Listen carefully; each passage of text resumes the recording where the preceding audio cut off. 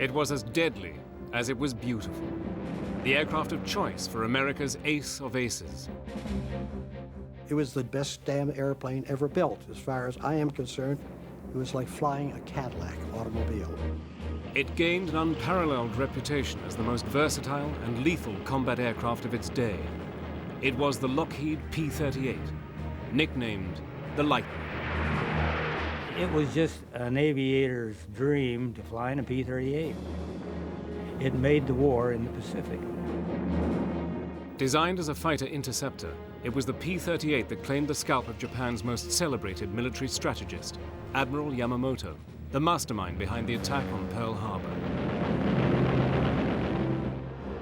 Using color reenactments and archive film, Battle Stations takes to the skies in the fearsome P-38 Lightning.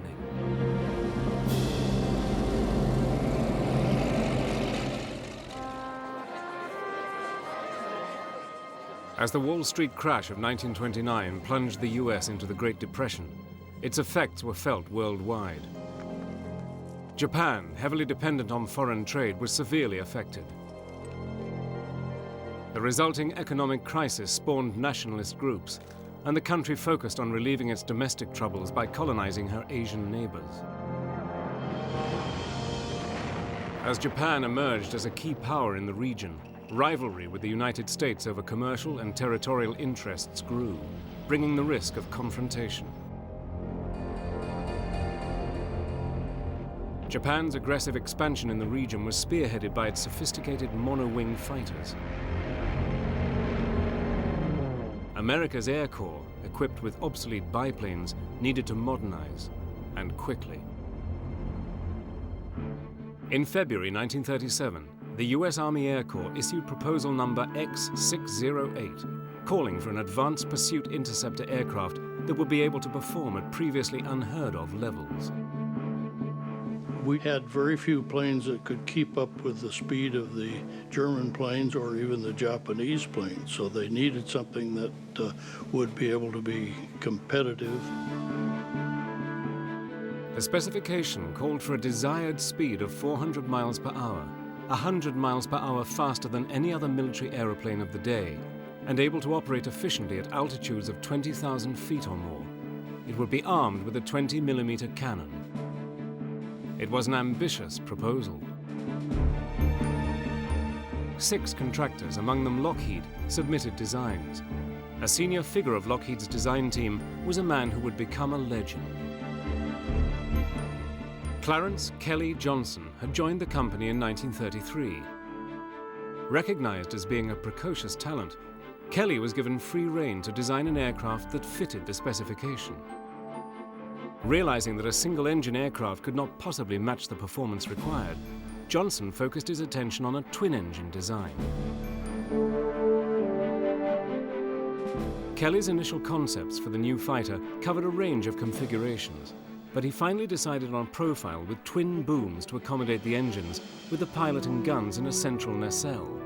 Superchargers were positioned in booms behind the engines, and the armament was to consist of 4 machine guns in the nose clustered around a cannon.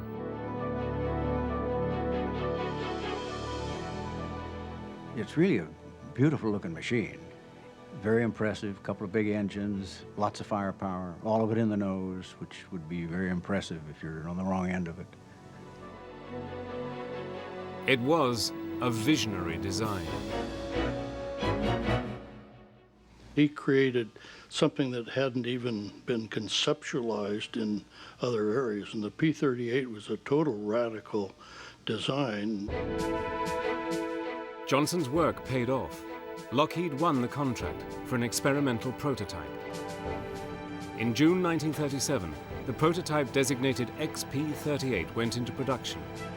Despite early problems realizing the futuristic design, the plane was completed in just 18 months. It was a top-secret project that was shipped in by parts in trucks and assembled in a hangar. Despite flying for only 35 minutes, the test was considered a huge success.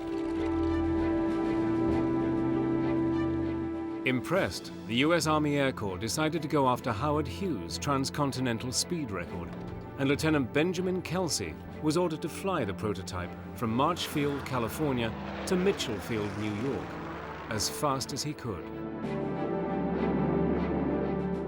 The XP-38 smashed the record by 23 minutes. The bad thing was they didn't tell the New York people the plane was coming, and when it got there, they were told to circle and we'll give you permission to land, and ran out of gas and had to belly in on a golf course. Though Kelsey survived the impact, the aircraft did not. Lockheed's prototype XP-38, the only one of its kind, was destroyed, but it had proved its worth. As Europe descended into chaos, the US Army Air Corps ordered 66 P-38s. The first ever 400-mile-per-hour fighter was officially given the green light. Early in 1939, Britain and France ordered 667 P-38s. But the planes, dubbed Lightnings by the British, were to be built without superchargers. Lockheed engineers protested this decision, labeling the variant the castrated P-38. With the fall of France in 1940, Britain took over the whole P-38 order, but their decision to remove the superchargers would have dire consequences. Having taken delivery of just 3 castrated Lightnings, the RAF realized that the plane's performance was severely limited. The British didn't like the airplane. And they had been in conflict for quite a while, and they knew airplanes, and they didn't want that thing. And it was a real dog. It didn't have some turbo. It didn't fly high. All the props turned in the same direction. Faced with an inferior fighter, Britain cancelled the entire order. From now on, the P-38 would be solely an American fighter. But its entry into service was not a smooth one. As P-38 pilots would soon find out, its problems were just beginning.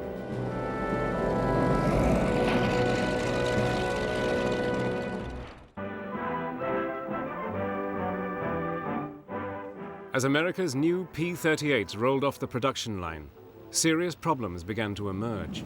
We're not going to try to teach you how to fly. You've all had good training in other ships. We're simply going to show you how we handle a 38. One danger was compressibility, causing the controls to lock up in a high-speed dive, leaving the pilot no option but to bail out. The P-38 was having a problem, credibility problem. Pilots or aspiring pilots had heard some things that weren't very complimentary about the P-38. Now, as young cadets, 20, 21 years old, we really didn't know what compressibility was at the time, but that was one of the rumors that the P-38 was a dangerous airplane if it hit compressibility. But the most dangerous problem by far was the tendency of the aircraft, in the event of a single-engine failure on takeoff, to flip over and slam upside down into the runway. Most people were not used to flying anything faster than about 200 miles an hour. So here you suddenly have a 400-plus mile an hour aircraft with very strong engines. So if you lose an engine, most people who were flying in the early days would panic and they'd roll over and just go right in.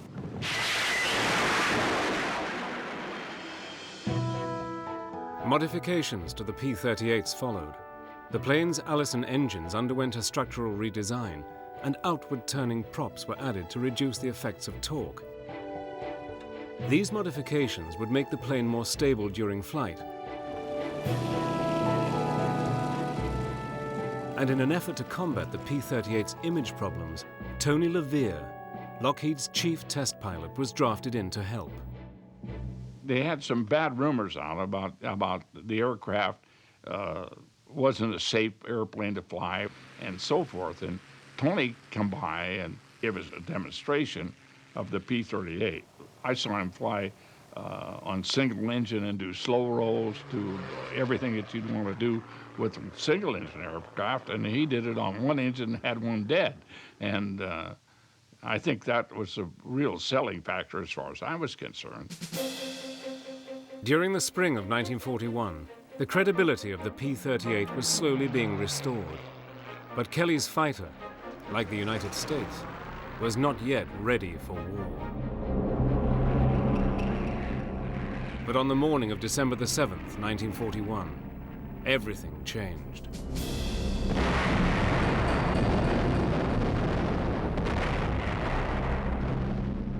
In the days following the attack on Pearl Harbor, the Japanese, guided by Admiral Yamamoto, scored a series of crushing victories in the Pacific. The Pacific Fleet had been all but destroyed, and MacArthur's army in the Philippines began its ill-fated retreat. By capturing Wake Island, Dutch New Guinea, and the strategic port of Rabaul, Japan gained the upper hand across the Pacific. Reeling from this series of body blows, America prepared to send its aircraft to war. In accordance with the Allied Europe First strategy, the US sent its older P-39s to the Pacific and its new P-38s to Britain. We who went to the Southwest Pacific, any place in the Pacific, we were just sent there more or less as a holding detail to try to stem the flow and hold on to what we had and keep the Japs from capturing any more. But the Lightning's performance in Europe fell short of expectations. Operating at altitudes of around 15,000 feet, far lower than it had been designed for, the large twin-engined Lightning proved to be considerably less maneuverable than smaller Axis aircraft like the ME-109. But the P-38's devastating firepower often compensated for its lack of maneuverability at low altitude.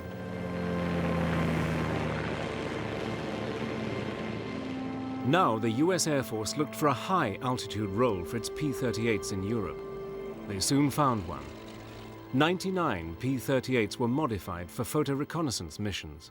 One of the main things you need is stability, and if your camera is wobbling, you're not going to get a good picture, and the P-38 was so smooth and quiet, there was no drift caused by the torque of the propellers, and because it was such a stable aircraft, you could get more accurate maps. But flown without fighter escort, these missions could be extremely dangerous. We had cameras instead of guns, but we also didn't have as much armor plating on our planes. The theory was to cut down the weight to increase our speed, so we were probably close to 2,000 pounds lighter than the fighter version of the same aircraft. We lost a lot of guys. We had a 70% casualty rate, but nobody ever considered we were doing anything brave because you're only taking pictures out there. But on the other side of the world, P-38s would face even greater dangers. In the desperate days of early 1942, one aircraft dominated the skies of the Pacific. The performance of the Mitsubishi A6M-0 in every major battle of the war to date confirmed its superiority as a fighter. American airmen flying P-39s and P-40s were powerless to stop them. The Air Force considered the P-39 as our #1 fighter until they had to use it in combat, and they found out then that it was not the aircraft for the job. If I had been jumped by Zeros in a P-39 back in those days, the chances are I wouldn't be here talking to you. That's about the way we all felt about it. We had good pilots, but they just did not have the equipment. I wanted to be in an organization that did have the equipment, in this case the P-38, so that our pilots had a fighting chance. A new fighter group consisting entirely of P-38s was established. Now American airmen in the Pacific had the equipment they so badly needed to settle old scores. Big thing is, our country was fighting for its life. Japanese sneak attack on Pearl Harbor, they were a hemi-demi semi-quiver away from attacking our homeland. Our country was being threatened. What choice did you have? Even though Lockheed's P-38 Lightnings were being produced in greater numbers, precious few were deployed to the Southwest Pacific. Despite this disadvantage, the P-38 would play a key role in one of the most crucial missions of the war. After Japan's crushing defeats at Midway and Guadalcanal, Admiral Yamamoto, the strategic mastermind behind the infamous attack at Pearl Harbor, planned a tour of frontline bases to restore flagging morale. On April the 13th, 1943, American codebreakers intercepted a message which included explicit details of Yamamoto's schedule. A plan to intercept was devised. We had broken the Japanese code and knew that Yamamoto was going to make this trip to one of his outposts, and they knew his habits were very punctual, and that's how they were able to put this mission together. At 8 a.m. on the morning of April the 18th, a flight of P-38s from the 339th Fighter Squadron took to the skies. They sent 16 P-38s. 12 of them would be top cover, and 4 of the P-38s would be the attack group. They would go down after the Betty bomber that Yamamoto was supposed to be in, and the other 12 airplanes would chase off any Japanese fighters. Just 1.5 hours later, the Americans spotted Yamamoto's flight of 2 Bettys and 6 Zeros. 4 of the P-38s pounced, and in the ensuing battle, both Bettys were hit, and Yamamoto's aircraft plunged into the jungle below. America's Lightnings had come out fighting, but there was still a long way to go. Now it would face its toughest test yet, against the battle-hardened Japanese pilots in the skies of the Southwest Pacific.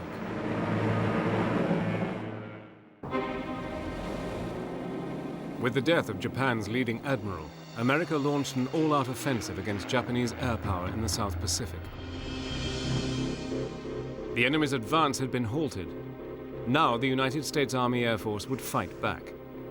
From bases on the eastern coast of New Guinea, they would attack the fearsome aerodromes of Wewak and Rabaul.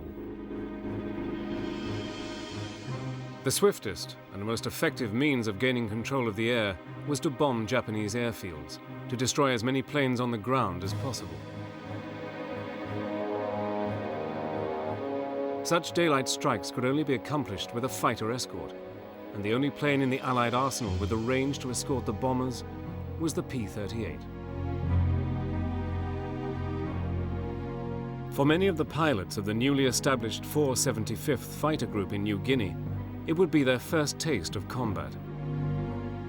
This was kind of stupid, but at that age, we were actually looking forward to getting into combat and utilizing the training that we had been working on for some time. Intelligence photos provided by P-38 reconnaissance aircraft pinpointed the targets.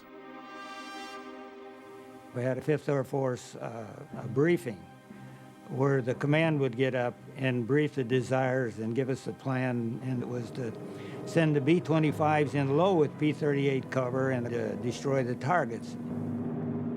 We flew a long distance over water before we hit a target. We were probably 200 miles away from a target before we climbed to altitude, whatever our bombing altitude was. We would pick up the fighters along the way. They would S-turn in front of us before we got to the target. Typically, the Japanese Zeros would hit you before you got to your target.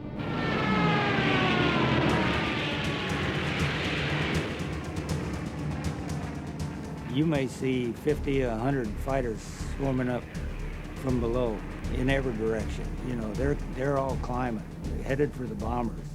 That's what they want. They got to keep those bombers out of there. And of course, our job is to get in there and swarm with them and keep them off the bombers.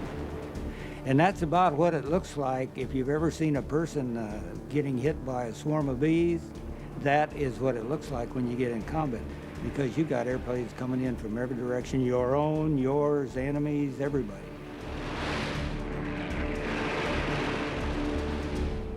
Anybody that's had been in aerial combat and says, well, it doesn't bother them and they're not afraid, are first-class liars. All the time you were in a fight, you're so full of adrenaline you didn't know who you were, because you're so concentrated in that cockpit and what's going on all the time, and your head's on a swivel for fear someone's going to get you. It reminded me of being chased around the block by someone with a gun in his hand. You're really not really interested at all. It's what caliber that damn gun is. You're just running around that block just trying to get away, and that's about the way combat was. As the P-38s tangled with the fighters, the bombers leveled out on their bomb runs.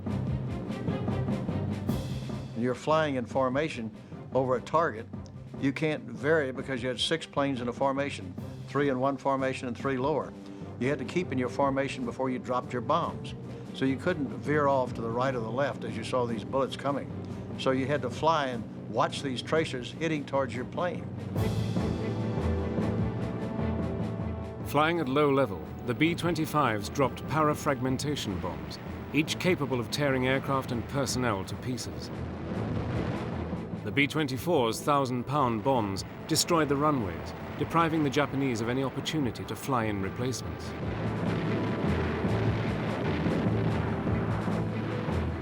But it wasn't just the bombers who did the damage.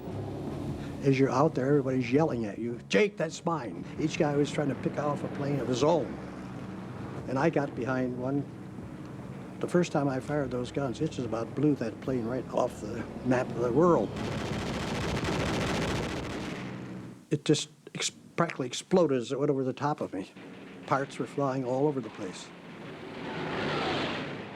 When the P-38s would fire all their machine guns, they hit a Japanese Zero, the Zero generally blew up in flames.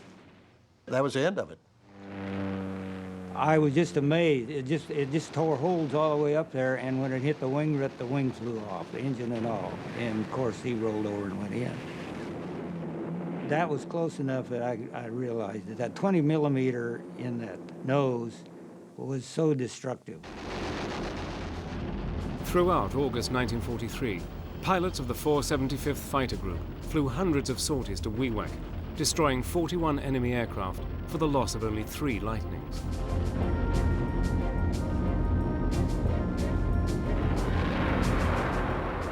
The bombing campaign in the South Pacific allowed the invasion forces to capture enemy positions without fear of aerial attacks.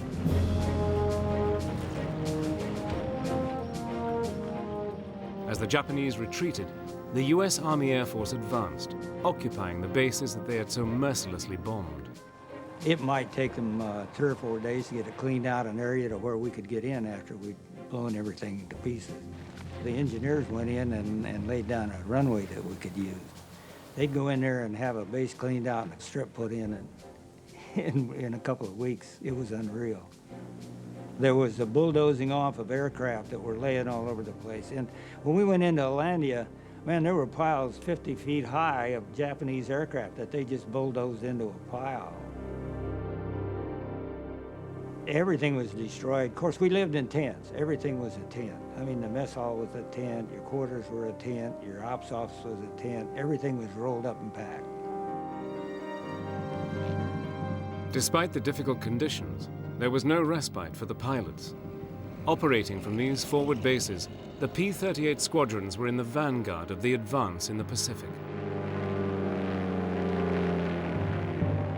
Even with the experience of the pilots, combat missions over enemy-held territory carried with them enormous risks. You got to be off your rocker to want to be a fighter pilot, because it's like these little Dodgem cars you see in these carnivals all, where people are chasing around these Dodgems and they're bumping into each other. Only visualize yourself sitting on top of a 55-gallon drum of gasoline, chasing it around in, like Dodgems and firing incendiary bullets at each other, imagining what's going to happen. You've got to be nuts. There's 2 things a fighter pilot dreads the most. Losing an engine on takeoff, when you got a full load, maybe carrying a couple of 1,000-pound bombs. And the other one is every pilot's nightmare is a mid-air collision.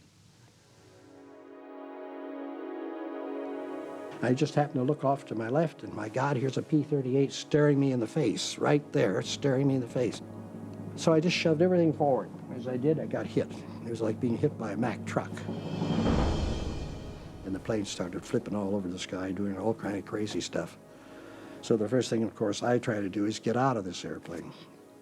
I've got the windows rolled down. I'm going to get out. Now I forgot I got the oxygen mask on. I still got the earphones hooked on.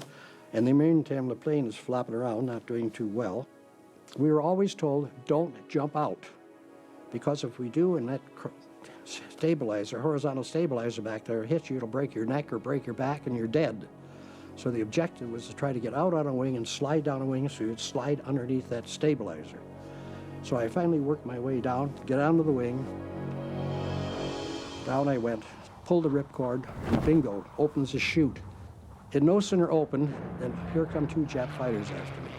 They're coming in, strafing. Tracer goes right by. Why they didn't hit me, I don't know. And the two of them went right on by me. I got to reach out and grab them. And I thought, this is no good. This is ridiculous to stand here.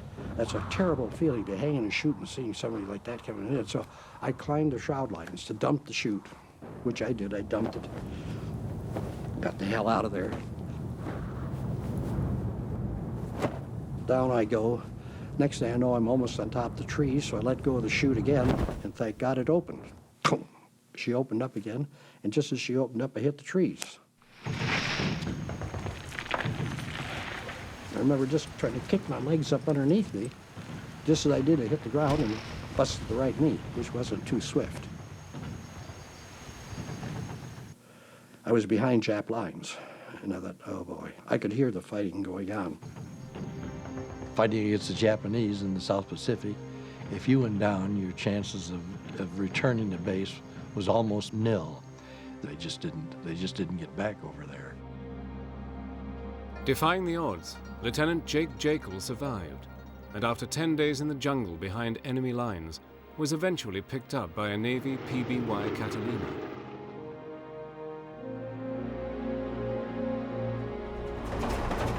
By late summer 1943, the US had turned its attention to the mighty Japanese stronghold at Rabaul. Once again, the P-38s were called in to escort the bombers around the clock. We knew that the Japs had a huge base at Rabaul, and they used that base to either hit the Solomons or come down to hit New Guinea, and it was their Pearl Harbor, actually, of the South. If we could knock out Rabaul, why, it'd be a big step forward. For several months, the battle to level Rabaul raged, earning the pilots of the 475th 62 enemy kills. The growing success of the Lightning and its pilots was making headlines. Among those taking notice was the famous aviator Charles A. Lindbergh. His interest in the aircraft would soon have an unexpected impact on its performance and on the war in the Pacific.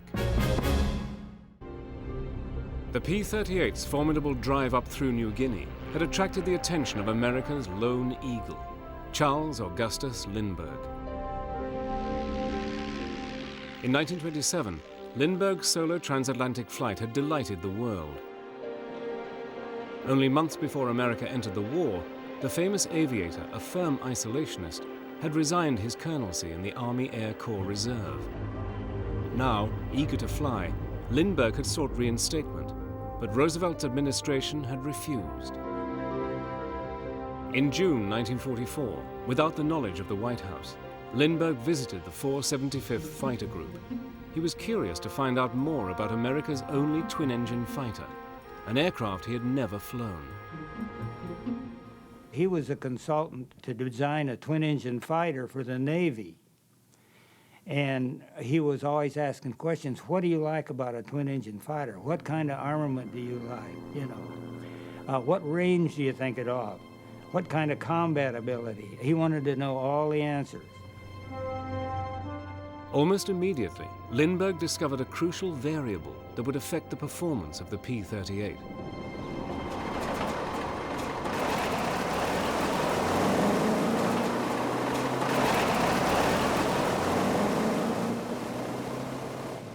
Flying at the very limits of their range, the P-38s needed to be airborne and in formation as quickly as possible. With very small margins for error, wasted fuel could claim lives.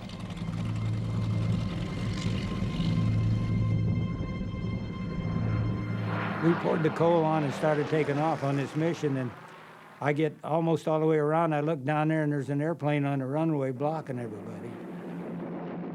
Blocking the runway forced the planes already in the air to circle overhead for several minutes, wasting precious fuel. And we were coming back in from that mission, and most of us were sucking air from the bottom of our tanks as we came in, and landing with very damn little fuel left. We had a guy run out of fuel on the taxi ramp, and I'm really upset. And not being very smart, I hadn't checked on my little roster to see who it was. I just said, okay, who's the blankety blank you know that parked these aircraft on the runway? And Mr. Lindbergh stood up, and I about passed out. If I could have gone through the floor, I would have. Despite his embarrassment, Major Warren Lewis made his point. Fuel was not to be wasted. About 2 days later, he come up to the tent and he says, Major Lewis, he says, can I come in and talk with you? And I said, sure, come on in. And he said, I've figured out a way to save more fuel for you. Because of his transatlantic experience, Lindbergh was no stranger to issues of fuel economy. He persuaded the group's CO, Charles McDonald, to let him address the pilots. We met in a large tent. All the pilots and all our crew chief, the ground crew, everybody was there. And Colonel Mack first talked to us, and then Lindbergh spoke to us and told us just bluntly, this is what he was going to have us do to increase our range.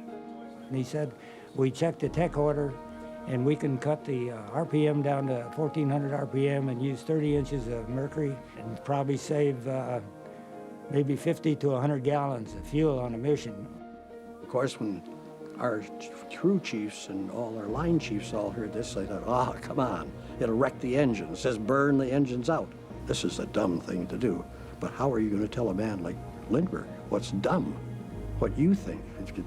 Who are you? You're this big compared to Lindbergh. But nevertheless, that's the way it came out, and that's what happened.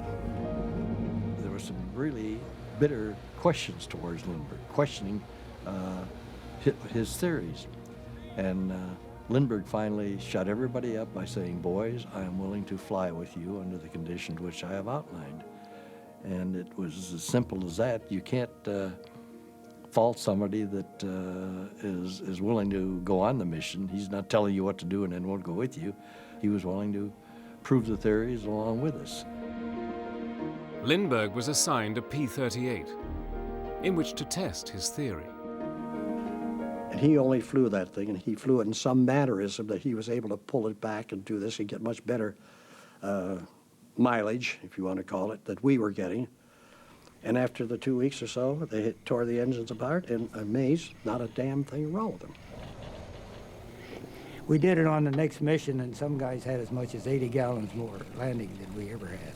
So that's the kind of a man that Mr. Lindbergh was. He was always looking for ways to do things better and to make it easier for those that flew. In just a few months, the 475th's famous guest had single-handedly increased the range of the Lightning, opening up new targets. Before, the P-38s had been limited to a 900-mile round journey.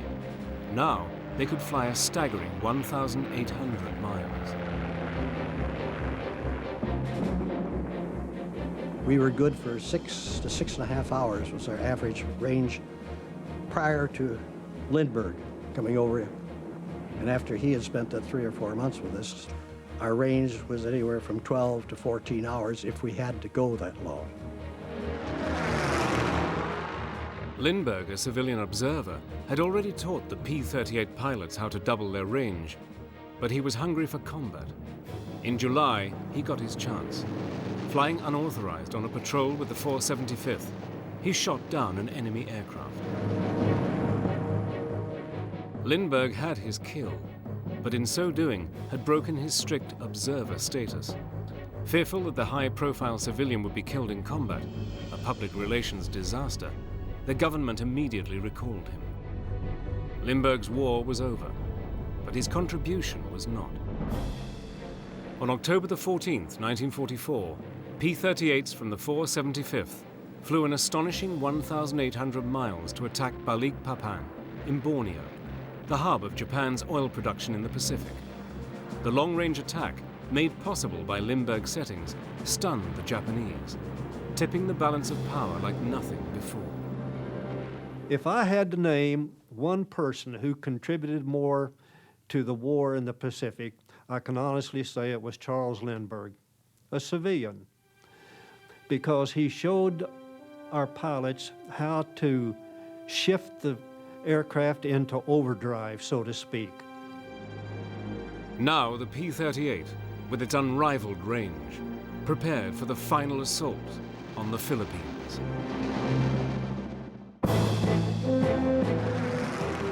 From September 1944 onwards, the American advance in the Philippines focused on the very heart of Japanese air power in the region. P-38s, using settings outlined by Lindbergh, had become the first long-range fighters to penetrate Philippine airspace since the US withdrawal in 1942. Now they would be deployed against Leyte. Leyte was to be the anvil, wrote MacArthur, against which I hope to hammer the Japanese into submission. Having fought their way up through New Guinea, the P-38 pilots had become one of the most skilled fighting units of the war. The Zero gained a wonderful reputation at the beginning of the war. And that was partly our fault because we were using World War I tactics. In other words, we were dogfighting.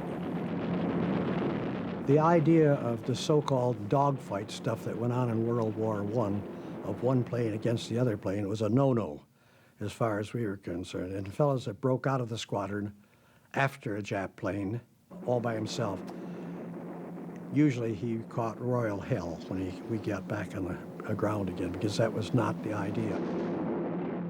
It was important that everybody knew that you weren't out to run up your own score. You were out there to work as a team.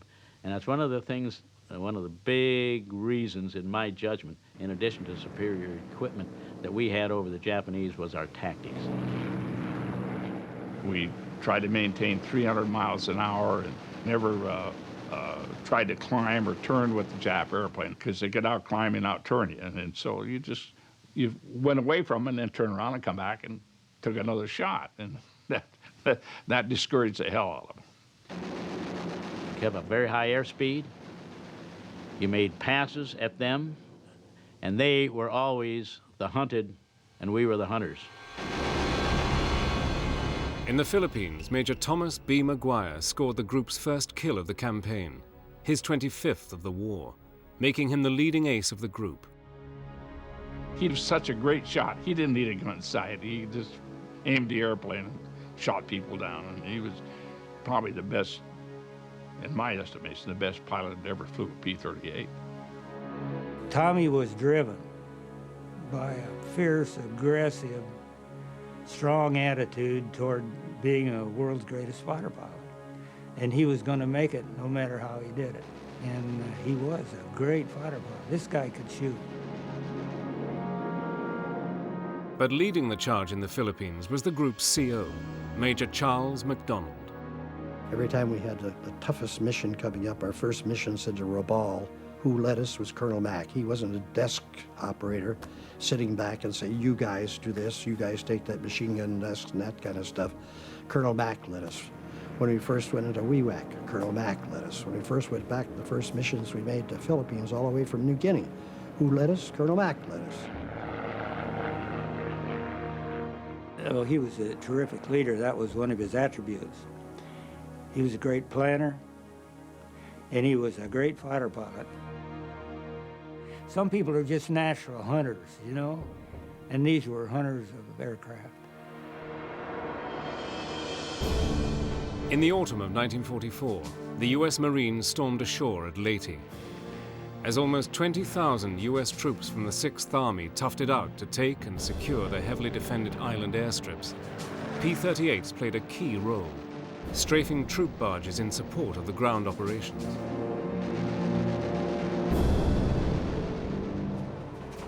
In the Philippines, the P-38 would claim more than 200 kills, bringing its total to approximately 550. With the help of the P-38, US forces had systematically halted and then reversed the Japanese advance in the South Pacific. We were at it every damn day, keeping the Japs from going into Australia, chasing them from Rabaul back and back and back and back and into the Philippines. It was the Army Air Corps that was at it all the time. Without the P-38, I don't think we'd have been as lucky to push the Japs back as fast as we did. In fact, it's probably surprising to all, including General MacArthur, of how well the 38 cleaned the clock of the Japanese over there. On December the 25th, 1944, MacArthur fulfilled his promise and returned to the Philippines. The P-38 had proved its worth in the Pacific. America's ace of aces, the highest-scoring Army ace of the war with 40 kills to his name, was Dick Bond, a P-38 pilot. Tommy Maguire with 38 confirmed kills was second, and Major Charles MacDonald with 27 ensured that the P-38 would have its place in history as the most deadly fighter of the war.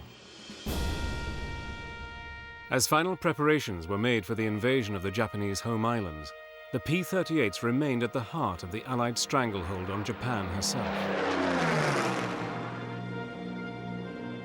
But in August, the US Army Air Force dropped its atomic bombs. Now, P-38 reconnaissance planes bore witness to the total destruction of the enemy.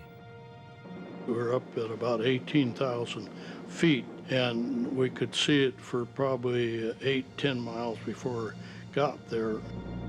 And it was very interesting because we had done a lot of bomb damage assessment where normally you can tell the type of bombs that were used. It was sort of like, wow, that must have been one hell of a bomb. And it was something that left enough of an impact that it's forever burned in my memory. The awesome power unleashed by the US had ended Japan's resistance. World War II was over. During its 4 years of combat, the Lightning had grown from an undesirable contender into a reliable champion. In just 2 years, no less than 41 P-38 aces had been created, and the aircraft itself had destroyed more Japanese planes than any other US fighter. I think the 38 was responsible for winning the war in the Pacific almost. I mean, that's, a big statement, but it had an awful lot to do with it. Not only was it a good fighter, it was a good dive bomber, and they also had the F-4 and the F-5, which were the photo versions. It was a wonderful aircraft. As I like to say, saved my butt down there in World War II. The three leading aces in the theater flew P-38s, and I feel strongly that the P-38, the good Lord put that airplane over there, it was perfect for that mission.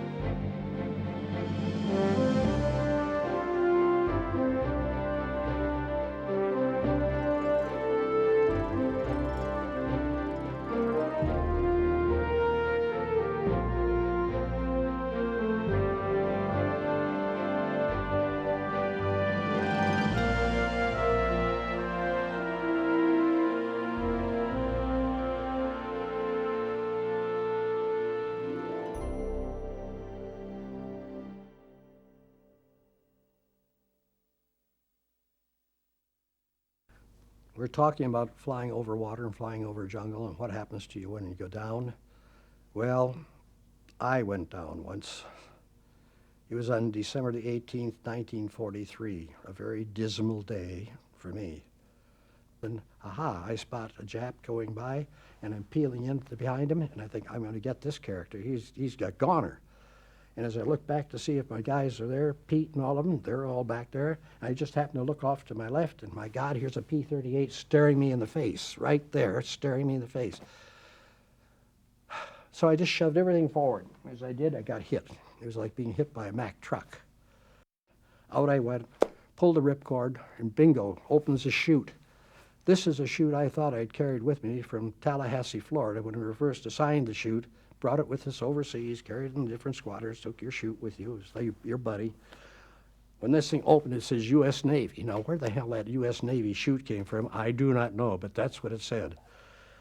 It no sooner opened than here come two Jap fighters after me. They're in formation, the two of them. They're coming in, the strafing tracer goes right by. Why they didn't hit me, I don't know. And the two of them went right on by me. I got to reach out and grab them. And I thought, this is no good. This is ridiculous to stand here. That's a terrible feeling to be hanging and shooting and seeing somebody like that coming in. So I climbed the shroud lines to dump the chute, which I did. I dumped it, got the hell out of there, but I didn't pay attention to where I was. And by the way, when I got out of that plane, I remember glancing at the altimeter, and I can't to this day know whether I jumped at 19,000 or 9,000. I don't know what the altitude was. However, when I hang on to the shroud lines and all the chute, down I go. Next thing I know, I'm almost on top of the tree, so I let go of the chute again, and thank God it opened. Boom. She opened up again, and just as she opened up, I hit the trees.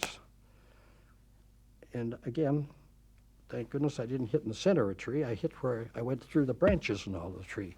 And those trees over there in those jungle rainforests have lots of foliage up on the top, but after you go through that initial foliage, you got a drop of about 100 feet, 150 feet to the ground. So I went right through, and the chute didn't snag or anything. I went right on straight through, but I was falling face forward into the ground. I remember just trying to kick my legs up underneath me. Just as I did, I hit the ground and busted the right knee, which wasn't too swift. So from then on, for the next, I was in there for 10 days. They calculated that I must have been in about 50 miles inland from the ocean. And when I landed and got straightened around, and I tore some chute out of some silk out of the chute, stuffed it in my pocket and all, took the jungle pack. We carried a chute, we had a jungle pack in our chute in which we had medicine, machete, gloves, and without machete, gloves, and a compass, I'd still be there somewhere. And I remember taking a bit of the shroud line and tied it around my neck, and the compass was like a little watch thing, so that I'd have the compass with me, I wouldn't lose the compass. And then I started to walk away after I tried to cover up the chute with leaves and stuff to so-called bury it. I was behind Jap lines, and I thought, oh boy, I could hear the fighting going on. And I started down a stream. I thought, I'll walk down this little stream. That'll throw them of where I am. As soon as I start walking down the stream, I see all this yellow stuff. Well, we carried these yellow tablets in these damn parachutes that if we went down the ocean, we could break these things. So that yellow stuff wasn't such a smart idea. I somehow covered that all up again and continued on. That night, that first night, I remember I was in water probably up to my knees. I was in a sago swamp. And I cut down all kind of branches and all to make a big fat bed that I could lie on.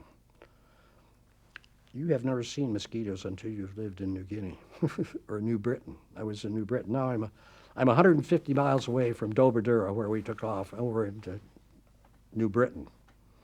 And the question is, how is he ever going to get home? Well, to make a long story short, and I've got to, or we'll be here all day long, it took me 10 days to finally, before I was picked up. And during that 10 days, I chopped my way through many areas of that jungle without gloves and a machete and that compass. I'd never made it. You'd start through, and you'd look at the compass headed, and I knew where I had to go. I had made up my mind, incidentally, that I wasn't going to Rabaul that way, which was the recommended way to go back that way, because allegedly there would be Aussie scouts, or maybe natives would help you. And occasionally they had guys go that way, and they picked them up at night and a submarine brought them back at night. And I thought, no, I'm not going to do that, because I had known that the Marines were going to land on Christmas Day at Cape Gloucester, and this is the 18th of December. So I thought, the hell with that noise. I'll work my way toward Gloucester, behind the Jap lines, and when I get up there and the fighting is all, I'll bury myself in some way. And when the Marines push the Japs by, I'll come back up again. This is my thinking, and that's the way I was headed. I remember one day I tried to get across a river, and I had a balsa log about 18 inches in diameter and so long. It was my buddy I was using to walk along the river. I'm now in water up to so deep. Still just got out of the sago swamps and all. I tried to swim across the little creek once to get the shoreline, but I had these Aussie flying boots on. And once again, the Lord was good to me, because most guys that wore Aussie flying boots, they were fur-lined boots, when they jumped and that the chute snapped, caught, the boots kept going. So you ended up in the jungle with no shoes at all. But thank God mine stayed on. But I tried to swim with them on, and they're soaking wet and full of water and stuff. It didn't work. I damn near drowned trying to swim, so I gave that up. But I had to get across this broad river, and I, to this day, don't know the name of that river, but I spent all day long astraddle this big, well, slug, paddling across this river, hoping the Japs going by wouldn't spot me, because occasionally Japs go by in a boat, or Japanese planes in the air. If they spotted me, I was a goner, or maybe crocodiles. I had no idea. But again, you're young, you're dumb, and nothing can happen to you. So onward you go. I never thought. I had also, when I left the chute, I had 2 chocolate bars that I kept, and I had it wrapped up in some more of this parachute stuff, and tucked into one of these pant pockets in the flying suit. But after I was out a day, that first night I had 2 little chocolate chunks. The next day, something happened where I fell off of a cliff. Now, how you fall off a cliff when you're in a swamp, I don't know, but I did. And when I fell off the cliff, I lost this stuff that I had all the medicine in, this piece of the parachute and the chocolate bars, and I couldn't find it. It was gone. So from then on, I'm on my own. In the meantime, since I was back in this far, I had decided that I better save water, knowing I was going to head for the ocean. So I had chopped holes in the Mae West, front and back, the 2 layers, and filled it with water back there before it was all brackish and salty. So I had a water supply, which is another reason I couldn't swim without a Mae West. The Mae West was useless for that purpose. Anyway, I made it across this river and started down toward the ocean. All kind of things happened while I was in there. I tried fishing. That was a waste of time. We had a little fishing kit in this so-called jungle pack. I also tried shooting fish with a .45. That's a waste of time, too. In fact, that .45 is a better weapon if you throw it at somebody than if you shoot somebody with it. Because I tried to shoot parrots. No way. I'd wedge it into trees and aim at a parrot. After a while, the gun was so wet from being in the swamp and all the time, every time I fired it, everything was locked up in the back, and I have to sit down and take that damn gun apart, sitting in the jungle. Oh, another thing comes up. That first night in the jungle, sitting on top of my bed, mosquitoes. Oh, my God. I still had my helmet, but I had taken the earphones out, so the mosquitoes are coming in this way. So I put leaves and stuff in here to keep the mosquitoes from getting into biting me. I took a piece of that parachute and put it over the top of my head. Then I put the helmet on, tucked the chute in around my flying suit, had the gloves on. These slits in this flying suit pockets, I had my arms down there to try to keep them out. Billions of them. In fact, for quite a few years after that, I had scars from here to here. I was red from mosquito bites. I was just raw from mosquito bites from the 10 days in there. So anyway, we're back to where we just crossed the river, worked way down. And the next day, now I'm in mangrove swamps. Mangroves are terrible to walk in. Those things, if you've ever seen a mangrove swamp, the stuff grows up and all over the place, and trying to walk with a knee that's no good. Many times the knee would really go out of joint, and I'd have to sit down on the ground and get up against a coconut tree, and get my leg up, foot up against the coconut tree, with my other foot hold onto it to push it against the tree and grab my leg and like so to pull it back into joint, snap it back into joint. Nobody's feeling sorry for you when all this happens. You're on your own. You're not putting on an act for anybody. I also made a promise to myself, don't talk. Because somebody told me once that when you're alone like that, if you start talking, you'll drive yourself crazy. So I never said a word. All this time I was in there, I never said a word to myself or anything. About one day, after I made it across the river, and I'm paddling along outside of the mangrove swamp, hanging over into the ocean. Now I'm back to the ocean front. I go into a little cove, and there's a little dock in there, and there's an outrigger wired to the dock with copper wire.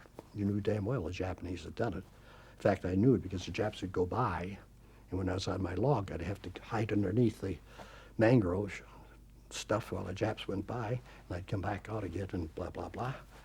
So I took the outrigger, and I started paddling it around. I had a long stick as my paddle, and said goodbye to my balsa buddy, and carried on along, headed down toward Gloucester. That first night, I slept on the flat spot on this outrigger, and the first time I didn't have to sleep in the trees. I've been sleeping in the trees or in the swamp. However, the next morning I hear noise, and I think, oh my God, it's those B-25 strafers.